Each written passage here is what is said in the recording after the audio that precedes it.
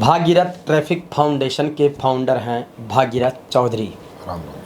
भागीरथ जी, क्या है Bhagirath traffic foundation और क्या कर रहे हैं? भागीरथ ट्रैफिक फाउंडेशन एक इस तरह का ट्रस्ट है जिसके रोड एक्सीडेंट हो रहे हैं उसके प्रति जनता को जागरूक करना, स्कूल कॉलेज जाकर के बच्चों को जागरूक करना और उसके बावजूद रोड के ऊपर सरकार को और इसको चेताना कि भाई इस तरीके से रोड एक्सीडेंट हो रहे हैं, इसमें किस तरीके से कमी लाई जा सके, उसके लिए काम करना, रोड एक्सीडेंट में कमी लाने के उद्देश्य से काम करना, ये भागीरथ ट्रैफिक फाउंडेशन का प्रमुख उद्देश्य है। सड़क सुरक्षा और यातायात नियमों की जानकारी प्रमुखता के साथ में दे रहे हैं भागीरथ ट्रैफिक फाउंडेशन। सबसे पहली बात मैं आपसे करूंगा कि बच्चा स्कूल जाता है लेकिन स्कूल बसों की स्थिति बहुत विचित्र है, खटारा बसें, आए दिन एक्सीडेंट, क्या कहेंगे?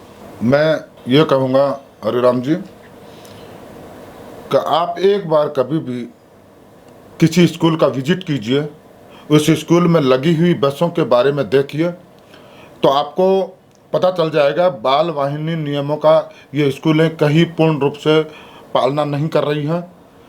इनके ऊपर लगे हुए ड्राइवर कहीं भी पुलिस थाने में इनकी वेरिफिकेशन नहीं होगी और न ही ये परिवहन विभाग से किस तरीके से मिली भगत का खेल है मुझे नहीं पता, लेकिन उस बाल वाहिनी नियमों का पालन नहीं कर रहे हैं। उसके अंदर जो फायर सिलेंडर होता है वो नहीं है, सीट बेल्ट, बस अंधाधुंध बच्चों को स्कूल में उस बस में भर लिया जाता है। और अभी 2 दिन पहले कालवाड़ रोड के ऊपर एक गली में से स्कूल की बस इस तरीके से तेज गति से आई, एक रास्ते चलते राहगीर डॉक्टर थे, वो मेरी गाड़ी के आगे गाड़ी चल रही थी, उसके सीधी टकराई। साइड में अतिक्रमण किया हुआ था बद्री वाले का जिसमें कंक्रीट पड़ी थी, अगर वो टायर कंक्रीट पे चढ़ जाता तो वहीं स्कूल बस पलटी खाती और कितने बच्चों की जान जा सकती थी। या वो छोटे वाहन के न टकरा करके कहीं सामने बड़े वाहन के टकराती तो कितने बच्चों की जान जा सकती थी, बहुत बड़ी दुर्घटना हो सकती थी। भगवान ने चाहा कि वो बच गए, किस्मत अच्छे थे। जिस तरीके से सड़क सुरक्षा को लेकर भागीरथ ट्रैफिक फाउंडेशन ने कई अभियान चलाए, अतिक्रमण मुक्त पैदल चलने वालों का रास्ता क्लियर कराने को लेकर आपने बात चलाई, मुख्यमंत्री के विधानसभा क्षेत्र सांगानेर से इसकी कैंपेन की शुरुआत हो गई है, क्या कहेंगे? 11 मार्च को जेवीपी मीडिया के साथ आप मेरे साथ में थे, आपने स्वयं ने वो रोड के ऊपर नज़ारा देखा था, जो नो पार्किंग के अंदर खड़ी हुई गाड़ियों का अपन धरातल के ऊपर अपन इस बात को रखा था, जिसके ऊपर 13 मार्च को माननीय न्यायाधिपति महोदय राजस्थान हाईकोर्ट समीर जैन साहब ने प्रसंज्ञान लिया और उसकी पालना के अंदर काम शुरू हुआ। जो सांगानेर के अंदर जो आज न्यूज़पेपर में देखा, अपन खुद भी जाकर के आए हैं आज, और अपन देखा है कि वो किस तरीके से अतिक्रमण वहाँ से हटाया गया। अतिक्रमण हट भी रहा है, न्यायालय के आदेश की पालना हो रही है, लेकिन कहीं न कहीं 1-2 दिन के बाद वही अतिक्रमण वापस स्थापित हो जाए। अगर वापस स्थापित होता है, अतिक्रमण हट करके वापस स्थापित होता है तो कहीं न कहीं अधिकारियों की मिलीभगत है। मैं तो कहता हूं कि सरकार चाहे, प्रशासन चाहे तो पत्ता भी नहीं हिल सकता, कभी अतिक्रमण नहीं हो सकता। अतिक्रमण करने वालों के साथ सख्ताई की पालना की जाए। अगर अतिक्रमण होता तो संबंधित अधिकारी के खिलाफ मुकदमा दर्ज होकर के कार्रवाई होनी चाहिए। सड़क सुरक्षा को लेकर सरकार के कई सारे एनजीओज, कई सारे कैंपेन चलते हैं, लेकिन फिर भी उनके कोई रिजल्ट्स नहीं दिखते हैं, क्या कहेंगे? मुझे नहीं पता, मेरा 24 जनवरी को मेरा ट्रस्ट रजिस्टर्ड हुआ। मैंने अब तक स्कूलों के अंदर जो बच्चों को काउंसलिंग दी है वो प्रिंसिपल से बाकायदा मैं लिखवा करके लाता हूँ, मेरे पास सर्टिफिकेट है। कम से कम भी मैंने अभी तक 15-20 हज़ार बच्चों को काउंसलिंग दी है। उसके बाद बच्चों के एग्ज़ाम्स आ गए, लोकसभा के चुनाव आ गए और बच्चों के एग्ज़ाम्स होने की वजह से मैं स्कूल में परमिशन नहीं मिली, इस वजह से मैं जा नहीं पाया। उसके बाद मैंने रोड पे काम करना, आपके साथ ही लग करके काम करना शुरू किया। मानसरोवर के अंदर, कलेक्ट्री के अंदर जो धरातल के ऊपर हमने नज़ारा दिखाया कि रोड के ऊपर थड़ी ठेले वालों ने किस तरीके से कब्जा कर रखा है और ये नो पार्किंग में गाड़ियाँ कैसे खड़ी हैं और रोड पे पैदल चलने वाले व्यक्तियों का रास्ता, मौलिक अधिकारों का हनन किस तरीके से हो रहा, फुटपाथ पे व्यापारी थड़ी ठेले वालों ने किस तरीके से कब्जा कर रखा है। मजबूरन फुटपाथ पे चलने वाले व्यक्ति को रोड पे चलना पड़ रहा है, जिसकी वजह से रोड एक्सीडेंट होते हैं।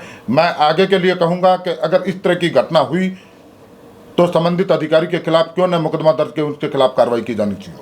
परिवहन विभाग लगातार वाहनों का रजिस्ट्रेशन कर रहा है। शहर में मकानों के सामने पार्किंग नहीं है, पार्किंग की जगह नहीं होने के बावजूद क्षमता से अधिक वाहन खरीदे बेचे जा रहे हैं, इस पर किसको जिम्मेदार मानते हैं? परिवहन विभाग सख्त रूप से जिम्मेदार है। परिवहन विभाग शपथ पत्र लेता है, वो कहता है कि आपके घर में क्या गाड़ी खड़ी कर रखने के लिए जगह है, और वो शपथ पत्र देता है।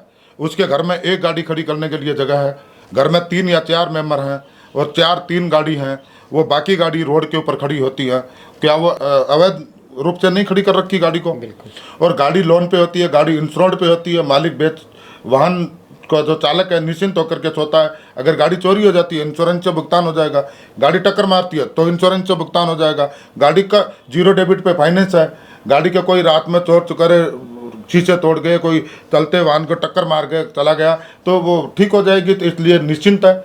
इसके लिए कोई सख्त प्रावधान होना चाहिए। जो झूठा शपथ पत्र दिया है उसके खिलाफ जांच करके मुकदमा दायर करके उसके खिलाफ एक्शन होना चाहिए, ताकि इस तरह की दोबारा गतिविधि ना हो।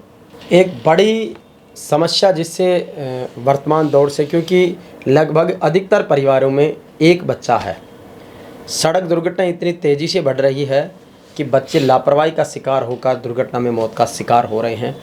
आने वाला भविष्य जिन बच्चों पर अपन मान रहे हैं वो तो समय से पहले काल कवलित हो रहे हैं। कितनी बड़ी चिंता, कितना बड़ा भयावह दृश्य इसको देखते हैं। मैं केवड़ा साहब आपको बताना चाहता हूँ, पूरे भारत के अंदर 2022 दिसंबर तक लमसम 1 मिनट के अंदर 3 आदमी, 1 घंटे के अंदर 19 आदमी और 1 दिन के अंदर 465। एक साल 2023 गुजर गया, आप संख्या में लगातार बढ़ोतरी देख रहे हैं। देश आज़ाद होने के बाद लगातार बढ़ोतरी पे बढ़ोतरी है रोड एक्सीडेंट में। राजस्थान की बात करें, रोज रोड एक्सीडेंट में 35 आदमी रोड एक्सीडेंट में डेथ, घायलों की संख्या अलग है, मैंने आपको डेथ बताई है। ये तो अब इतनी सारी रोड एक्सीडेंट में मौतें होने के बावजूद, और कोरोना से इतनी तकड़ी बीमारी से मौत नहीं हुई जितनी रोज रोड एक्सीडेंट से मौत हो रही है। और वो भी ये नहीं है कि एक दिन की बात हो, देश आज़ाद होने के बाद लगातार बढ़ोतरी है। कहीं न कहीं इसमें कमी सारी ने सारी मैं प्रशासन पे, सरकारों पे इसलिए डालना चाहता हूँ। जो भी सरकारें आई, किसी भी सरकार ने अपने घोषणा पत्र में ये नहीं लिखा, कोई भी पार्टी ये नहीं लिखी कि रोड एक्सीडेंट में हम कमी लाएंगे, किसी ने भी नहीं लिखा। कोई भी पार्टी का नेता रोड एक्सीडेंट के बारे में बातचीत नहीं करना चाहता, बोलना नहीं चाहता। एक एक परिवार में आजकल जनसंख्या, क्या सरकारों से जनसंख्या कानून बना दीजिए, रोड एक्सीडेंट में कमी लाने के उद्देश्य से रोड एक्सीडेंट करवा करके कमी मत कीजिए, ये मेरा सरकार से घोर अनुरोध है। अगर कोई इस तरह की गलती करता है तो यातायात नियम बने हुए हैं, उसके साथ सख्ताई का पालन कीजिए। यातायात पुलिस जो है उस पर कई बार आरोप लगा है कि वो सुरक्षा से ज़्यादा वसूली पर ध्यान दे रही है, क्या कहेंगे? राजस्थान सरकार के बाद पहली बात तो ये भी केवड़ा साहब स्वीकार करनी पड़ेगी, मैं पुलिस महकमे में 30 साल सर्विस किया। 2011 की जनसंख्या के अनुपात में 19,762 पद खाली पड़े हैं। आप रोड एक्सीडेंट में किस तरीके से कमी लाएंगे?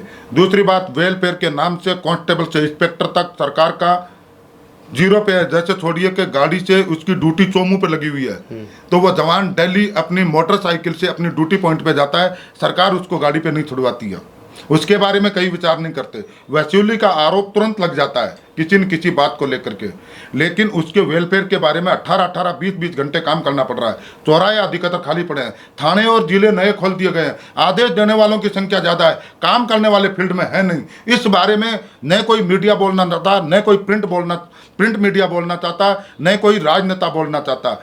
इस बारे में कई बार पुलिस कर्मचारियों ने मैच का बहिष्कार किया है, कई बार ट्विटर पे इसका अभियान चलाया है, और राजनेताओं में कई जो विधायक महोदय हैं उसने विधानसभा में इस तरह का क्वेश्चन रखा है।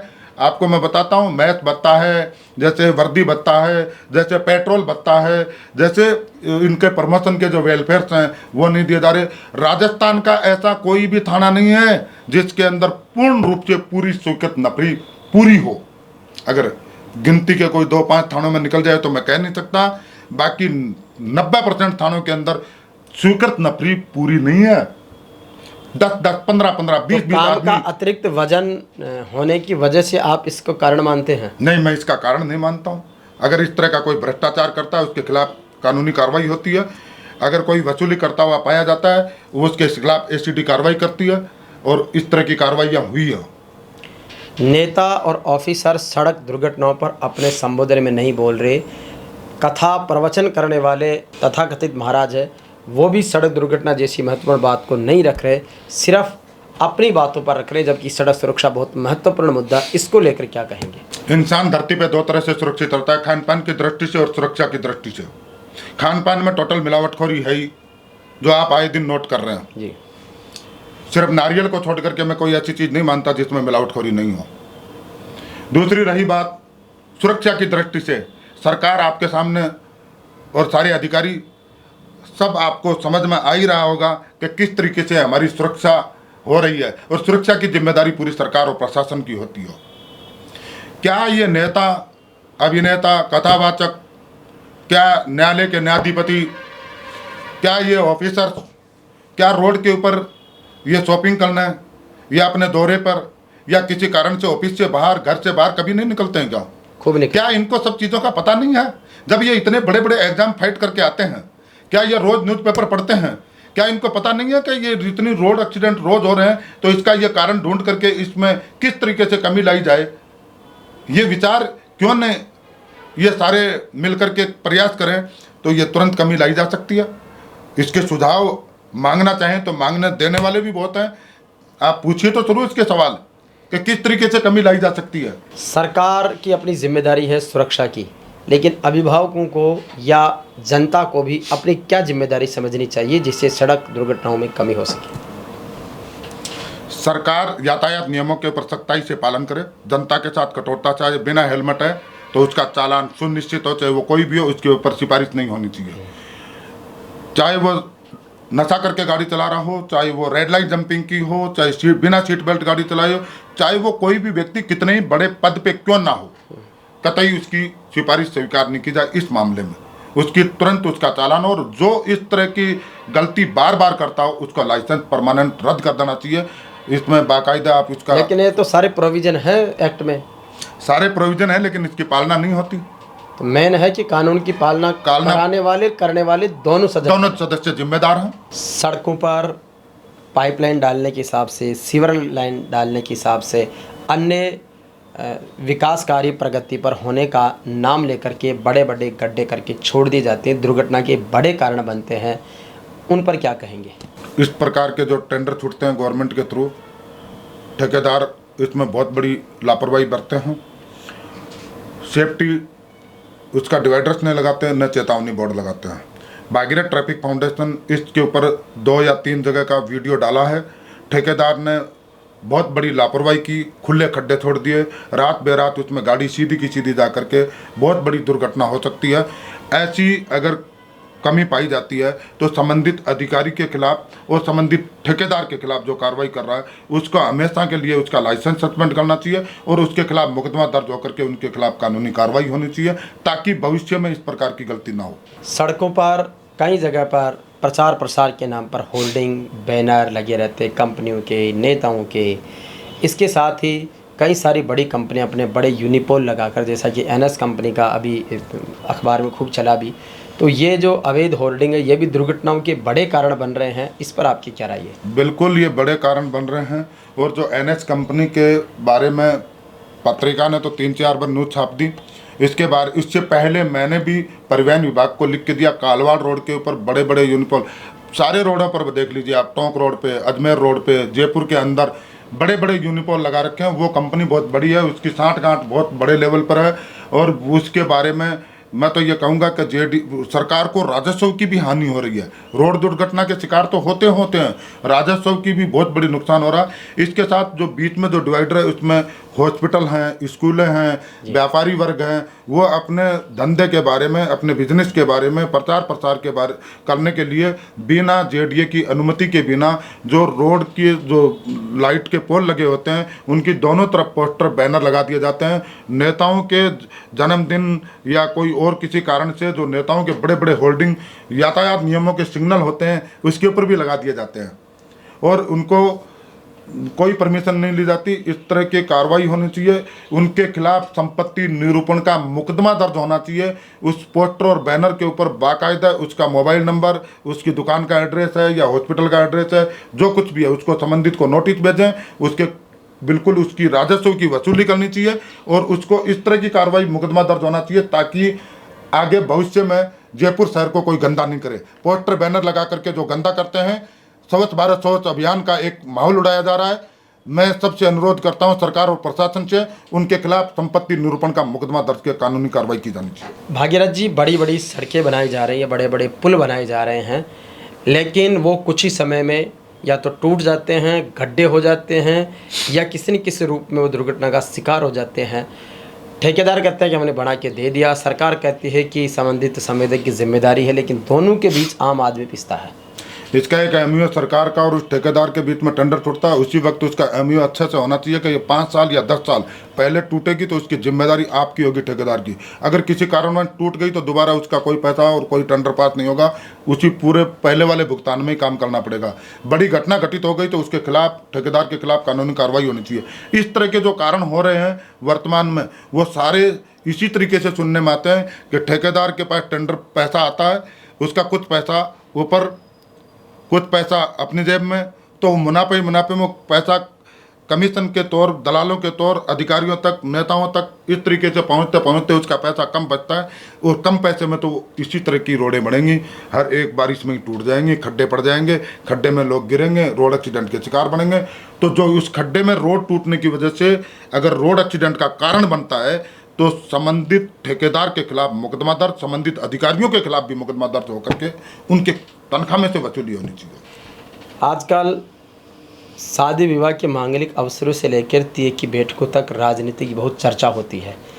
क्या सड़क सुरक्षा जैसे महत्वपूर्ण मामले की चर्चा हर जगह होनी चाहिए? सामाजिक सरोकारों से लेके, सांस्कृतिक कार्यक्रमों से लेके, शिक्षा के कार्यक्रमों से लेकर राजनीति के मंचों तक। केवड़ा साहब, रोड एक्सीडेंट के संबंधित कोई मेरे जैसा व्यक्ति होगा जो इसके ऊपर चर्चा करेगा, जो सोते वक्त, उड़ते वक्त, बैठते वक्त, मैं हर वक्त हर सोच में यही रहता हूँ कि जो रोड एक्सीडेंट का घायल शिकार हुआ है या रोड एक्सीडेंट में डेथ हो गई, वो भी किसी माँ का बेटा होगा, किसी का पिता होगा, किसी का भाई होगा। मेरे को नहीं पता कि सरकार और प्रशासन चलाने वाले व्यक्तियों का हृदय किस तरह का बना हुआ है, या सांस्कृतिक प्रोग्राम या कार्यक्रम जो व्यक्ति करते हैं, या जो स्कूलों में इस तरह का पाठ्यक्रम पढ़ाते हैं, क्यों न रोड सेफ्टी के बारे में, रोड एक्सीडेंट हो रहे हैं इसके बारे में, या तो ये अनभिज्ञ हैं, या तो ये कुछ जानते नहीं हैं, या ये जानबूझ करके बोलते नहीं हैं, या जनता को जो खून है उसका अगर ये सत्य में लेना चाहता है शासन प्रशासन, तो रक्तदान शिविर लगा करके उस खून को ले लीजिए ताकि किसी मरीज के काम आएगा। रोड पे मत बहाइए। दूसरा, जनसंख्या को अगर नेता इस तरीके से कम करना चाहते हैं तो मेरा ये सुझाव है भारत सरकार से कि ये अपने कानून में बदलाव ला करके 2 साइड पॉलिसी का कानून पास कर दीजिए। रोड एक्सीडेंट में लोगों की जान ले करके इस तरह का काम मत कीजिए। दूसरा, प्रधानमंत्री मोदी जी से मेरा अनुरोध है कि उन्होंने हजारों बार अपने मन की बात में हर तरह का क्वेश्चन किया होगा, जल बचत पे, बिजली बचत पे, आर्थिक मंदी पे, पता नहीं किस किस के ऊपर उन्होंने बातचीत की है जनता से, मन की बात। एक बार मेरा उनसे हाथ जोड़ करके निवेदन है कि इस जनता को बचाने के लिए, रोड एक्सीडेंट से बचाने के लिए अपनी अपील अपने भाषण में भी अनुरोध कर दीजिए कि यातायात नियमों का पालन कीजिए, और अपने तमाम भारत सरकार की कैबिनेट से अनुरोध कर दीजिए कि अपने भाषण होने से पहले सारी जनता को ये अनुरोध करे कि यातायात नियमों का पालन करे, अपने आप को सुरक्षित करे और अपने परिवार को सुरक्षित करे, और जो नियम बनाए हैं उनके सख्ताई के साथ पालना करवाए। ये है सरकार का धर्म। तो ये थे Bhagirath Chaudhary, founder Bhagirath traffic foundation, जो सड़क सुरक्षा के लिए जीते हैं, सड़क सुरक्षा के लिए काम करते हैं और सड़क सुरक्षा के लिए ही अपनी बात रखते हैं। धन्यवाद।